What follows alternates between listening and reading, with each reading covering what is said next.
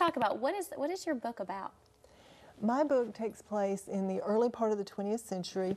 The protagonist is a 19-year-old girl, and one of the things that I'm interested in that whole period, as I said, it's one of the periods I taught. People look at the sort of chaos of our world and they think, oh, it's never been like this before. It's worse than it's ever been. But that's not true. You know, every period throughout history has its own sense of chaos. And so you have this 19-year-old girl who has suffered two great betrayals, and you don't know in the novel exactly what they are until you get closer to the end. Now, it's interesting, readers have said, I should have known. You gave lots of hints along the way, I should have known. But you don't really know until the end, but she's angry and she's struggling. So she starts with a friend of hers, they start a newspaper. His name is Billy, and he's come back from the Great War. And she starts what we would call a gossip column. Now, most people, when they think about that, today they think of gossip, but back then it would be more like, oh, Miss such and such had a birthday party for a 6-year-old and it was so wonderful. But Caroline begins to sprinkle real gossip about the well-to-do of the town and starts trouble here and there.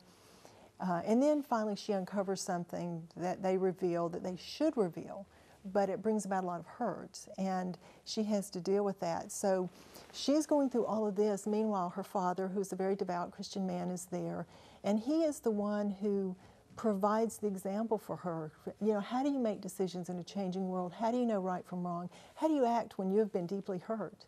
And he's the one who shows her how. And at the end, she looks to him and says, oh. Figured it out. Yeah, that's it. That's it. I think it's the last chapter that is entitled A Map of the World. And that map is him, his face. Well done. I'm excited about reading this book. I'm encouraged to be able to do that. How can people get your ebook? Okay, you can get it several ways. First of all, if you don't have an e-reader, you can still read it. And I've had several people who said, I didn't think I could read a book on the computer, but I read it in a day or two. So we're more used to screens than we think we are. You can go on Amazon.com, and if you have a Kindle, you download it there. But if you don't, if you look to the left side of the screen, you can see Kindle for My PC, download it free, and then you can buy Her Life for $2.99, but you can also buy any other Kindle book, any other e-book that you see. You can go on Barnes & Nobles and download it on your Nook. It's out there on the Sony, wherever you buy your Sony books. It's on a website called Smashwords. And it's also, you can go on my blog, which is scoobpress.blogspot.com. If you put in Scoob Press, you'll find it. And there you can see places that you can click on to go buy it, and you can see a little bit about it, and you can read some of it free. Karen Schwinn, thank you so much. Her Life as She Knew It. I appreciate it very much. Thank you.